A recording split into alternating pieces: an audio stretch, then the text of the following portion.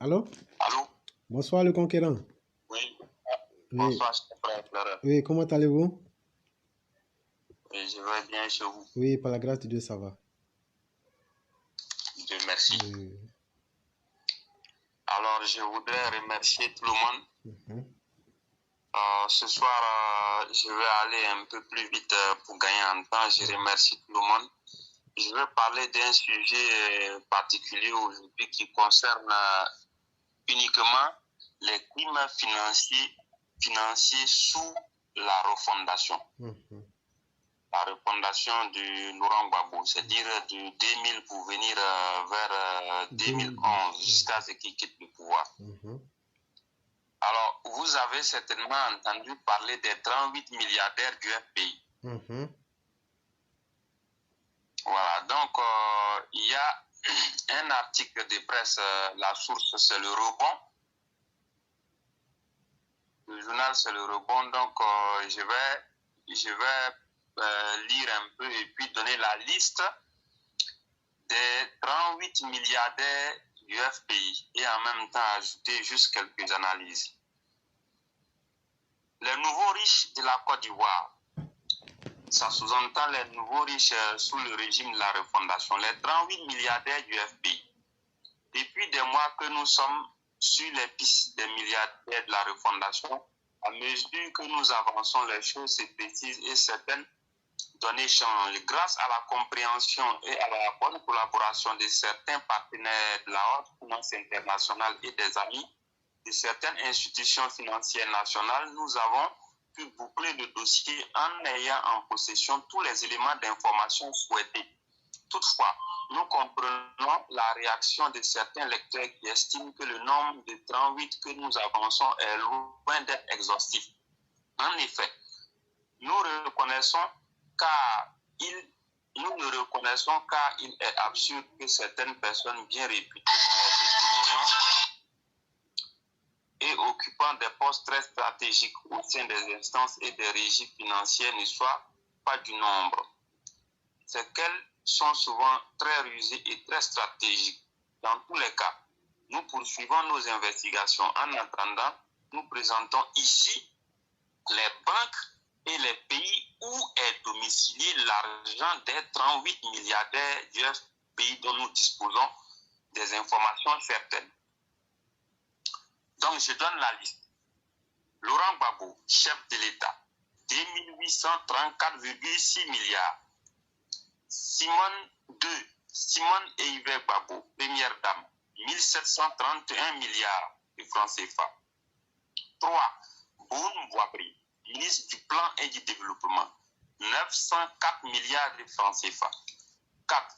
Emmanuel Monet, ministre des Mines et de l'Énergie, 676 milliards de francs CFA. 5. Afi Nguessan, président du FPI, 499 milliards de francs CFA. 6. Marcel Gossio, directeur général du port autonome. Vous m'excusez, directeur général du port autonome. Lui, c'est 454 milliards de francs CFA. Marcel Gossio, je répète, 6e position, Marcel Gossio, directeur général du port autonome d'Abidjan, 454 milliards de francs CFA. 7. Cadet Bertin, conseiller du chef de l'État, 445 milliards de francs CFA. 8. Hubert Zohoré, conseiller du chef de l'État, 401 milliards de francs CFA. 9. Pierre Amondi, gouverneur du district d'Abidjan, 187 milliards de francs CFA. 10. Firmin Kouakou, DG du FRC. Ça, je crois que c'était le fond de quelque chose, là, café, cacao, bien, je n'en sais pas plus. 143 milliards de francs CFA. 11. Autros Dirion, PCA de la CIE, 132 milliards de francs CFA. 12. Niamien Kona, directeur général des douanes, 127 milliards de francs CFA. 13. Jean-Claude Biou, PCA du FGCCC, 124 milliards de francs CFA. 14. Nadi Bamba, PDG de Cyclone, patron des journaux Le Temps et Prestige, 98 milliards de francs CFA. 15, Amani Nguessan Michel, ministre de la Défense, 94 milliards de francs CFA. 16, Philippe Mangou, chef d'état-major des armées, 87 milliards de francs CFA. 17, Hubert Oulaye, ministre de la fonction publique et de l'emploi, 78 milliards de francs CFA. 18, Moïse Lida Kwasi, conseiller du chef de l'État, 39 milliards de francs CFA. 19, Claude Sylvanis, directeur général de l'ATCI, entendez par là agent de télécommunications de Côte d'Ivoire, 38 milliards de francs CFA. 20, Katoum Fadiga, lui il était directeur général de Petrosi, 31 milliards de francs CFA. 21, son excellence Kone Boubacar, l'ambassadeur en Afrique du Sud de la Côte d'Ivoire, 28 milliards de francs CFA. 22, Vincent Libi Koïta, DG de la Psychologie, 24 milliards de francs CFA. 23, Moïse Okoré, pasteur, conseiller du chef de l'État, 16 milliards de francs CFA. 24, Patrice Bailly, lui il était aide de camp de Laurent Gbagbo, 16 milliards de francs CFA. 25, Seka Yapo Anselme, vous le connaissez, le criminel, 12 milliards de francs CFA. 26, Charles Blé-Goudé, président de l'Alliance des jeunes patriotes, 8 milliards de francs CFA. 27, Colonel Lobo, aide de camp dans la présidence, 9 milliards de francs CFA. 28, Alou Eugène, directeur du protocole du chef de l'État, 8 milliards de francs CFA. 29, Christine Adjobi, ministre de la lutte contre le sida, 7 milliards de francs CFA. 30, Aboubak Sangare Aboudraman, conseiller du chef de l'État, 6 milliards de francs CFA. 31, Madame Boga Doudou, épouse de feu le ministre Boga Doudou, 5 milliards de francs CFA. 32, Clotilde Ouchi, ex-ministre des Affaires sociales et de la solidarité des handicapés, 5 milliards de francs CFA. 33, Sokouri Bouyi, député de Koumassi, 5 milliards de francs CFA. 34, Williams Atebi, député de Yopougon, 8 milliards de francs CFA. 35, Odette Soye Liki Kouet, député de Oumé, 4 milliards de francs CFA. 36, Désiré Tagro, ministre de l'Intérieur, 67 milliards de francs CFA. 37, Marie-Laure Djibé, journaliste à la RTI que vous avez connu, 3 milliards de francs CFA. 38, Serge Kofi, étudiant secrétaire général de la PECI, 2 milliards de francs CFA. Voilà, ainsi prend fin la liste des 38 milliardaires non exhaustifs du FPI sous la refondation. Je précise, selon l'article, les banques et les pays où est domicilié l'argent sont la BENI, Banque nationale d'investissement, la BFA, Banque de financement de l'agriculture, et dans les banques en Afrique du Sud, en Inde, en Iran, en Guinée, au Liban, en Israël, à Sao Tomé et Principe, et au Portugal. Je rappelle que lorsqu'ils envoyaient l'argent au Portugal, ils passaient par l'Angola. Voilà. Donc, l'Angola également est un des pays là où ils ont caché beaucoup d'argent. La source, c'est le rebond. Alors, premier commentaire. J'ai calculé. Est-ce que certains ont eu le temps de faire les calculs comme moi? Bon, moi personnellement, je n'ai pas eu le temps de faire le calcul, mais je crois qu'on va aboutir aux mêmes conclusions. Voilà, le calcul fait 9 355 milliards de francs CFA. Donc, c'est comme 10 000 milliards de francs CFA.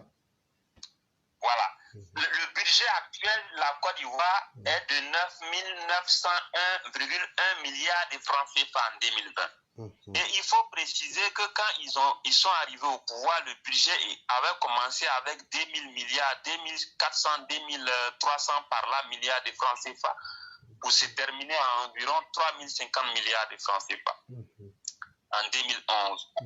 Alors, ils ont détourné à eux seuls, ça c'est non exhaustif, 9 355 milliards de francs CFA. Cet argent est caché dans des entreprises, dans des banques, un peu partout dans le monde.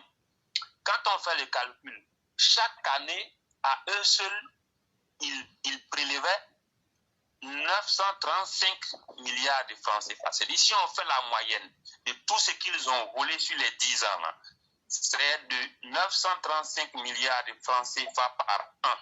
Voilà ce qu'ils voulaient. Et à la date où il quittait le pouvoir, ça représentait 30% du budget. Sinon, avant même, ça représentait un peu plus de 33%.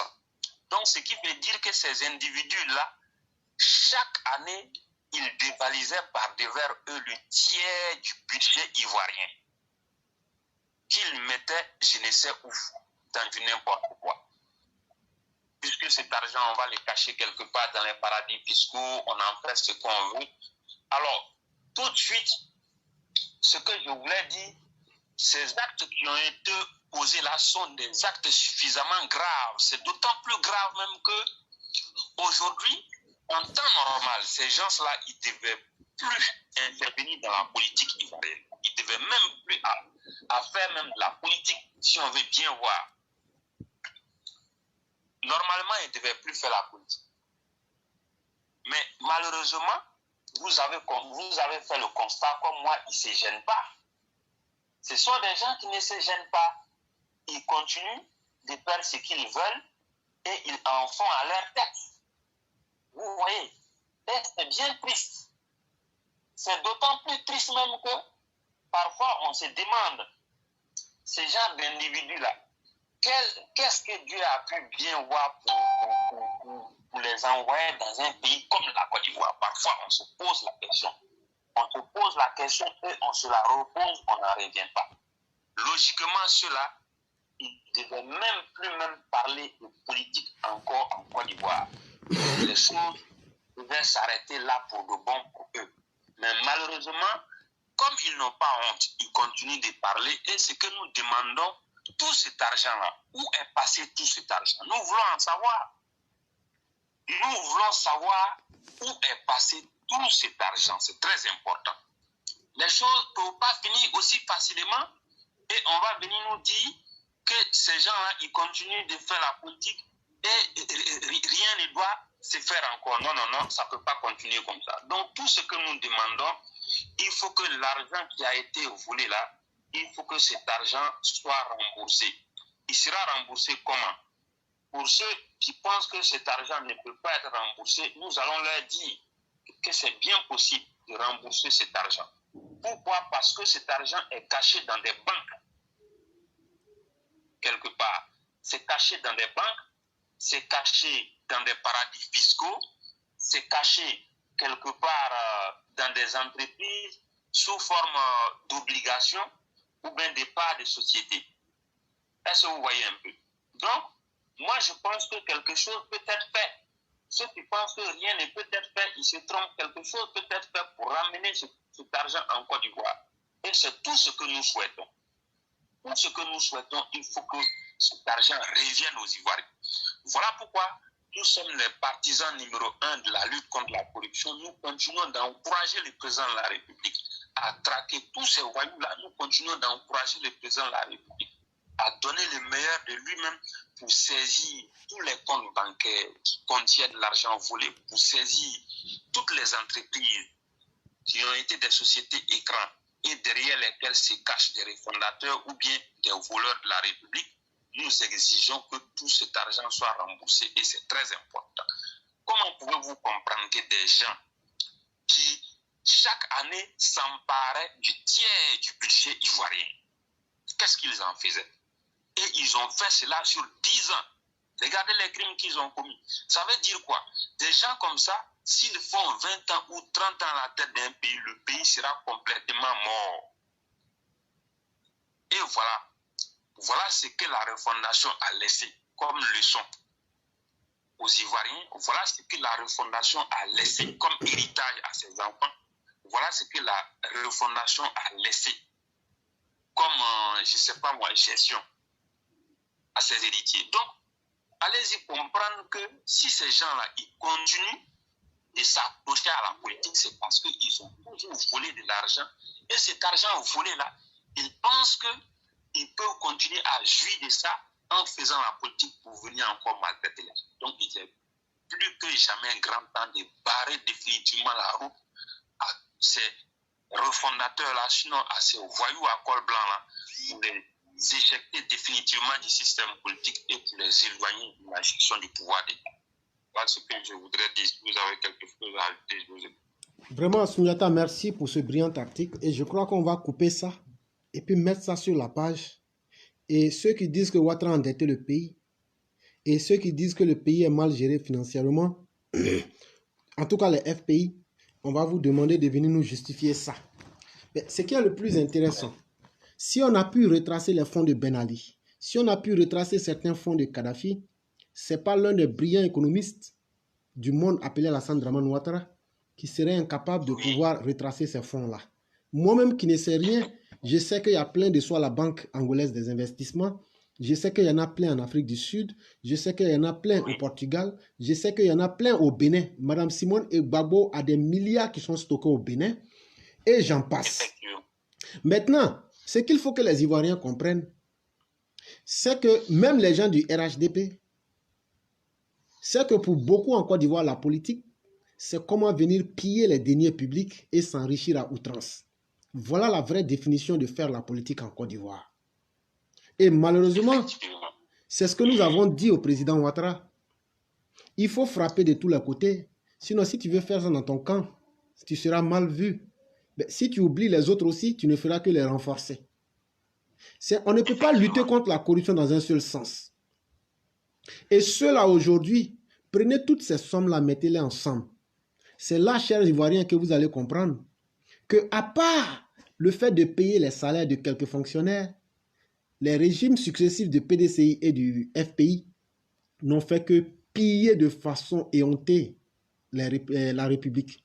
C'est pourquoi ils ne pouvaient pas construire même 1 centimètre de goudron. C'est pourquoi on vous demandera combien d'hôpitaux Laurent Gbagbo a construit, vous ne pourrez pas citer plus de 2. On vous demandera combien d'universités ils ont construit, ça ne faisait pas partie de leur programme. Parce qu'ils étaient venus, eux pouvaient faire la politique, c'est essayer même de vider les caisses de l'État. Et donc voilà la réalité en face de vous aujourd'hui. Et c'est ce que nous vous expliquons. Parce que vous voyez, les exemples que vous avez vus au sein du RHDP aujourd'hui, ils se sont inspirés de ces mauvais exemples-là. Et c'est pourquoi il faut aussi punir les anciens voleurs pour que les nouveaux ne puissent pas s'inspirer d'eux. Sinon, ça sera une suite logique. C'est ce que nous essayons d'expliquer. Et aujourd'hui, si on avait ces sommes-là, 9 000 milliards, ça représente le budget actuel de la Côte d'Ivoire. Et donc, ça explique tout. Et ça, cette liste, ce n'est que ce qu'on a envie de dire. Hein? Sinon, il y a pire que ça. Il y a pire que ça. Et malheureusement, les gens veulent qu'on oublie ça. Sans oublier qu'en plus des crimes économiques, les crimes humains qu'ils ont eu à faire à travers les 10 ans là, il n'y a pas un régime qui a tué des êtres humains autant que le régime de M. Laurent Gbagbo. Et on veut qu'on oublie tout ça et qu'on n'en parle pas. Et c'est pourquoi quand le ministre de la Communication est sorti pour dire que tout ce qui concerne la justice, qu'on ne doit pas en parler, c'est tous ces sentiments-là qui se sont réveillés en nous. Et nous lui avons dit, il ne faudrait pas qu'il s'amène sur ce terrain-là. Parce que nous n'avons pas envie de lui manquer de respect. Mais en même temps aussi, il faut que eux, les dirigeants, s'ils sont suffisamment courageux et qu'ils veulent qu'on n'en parle pas, qu'ils essayent d'assainir les finances publiques. Et comme ça, si les choses vont comme on le souhaite, ils vont voir qu'on n'aura même pas le temps de parler. C'est vraiment très important. C'est vraiment très important. Oui, c'est très important. Vraiment, merci beaucoup. Et je crois que cette bande-là, on va la couper pour la mettre, avec aussi l'option que tous ceux qui peuvent contester, avec des chiffres à l'appui, et nous assumons ces accusations-là. En plus de Souniata, moi-même, j'assume ces accusations-là. Si quelqu'un a entendu son nom, s'il n'est pas content, il peut poser plainte contre nous.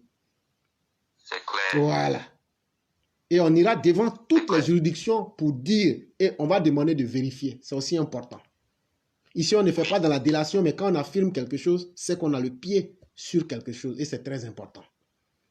Oui, c'est très clair. Effectivement. Vraiment, merci beaucoup pour cet article-là. Il est important. Il est très important. Merci beaucoup. Merci beaucoup et excellente soirée. À vous pareillement. Merci beaucoup.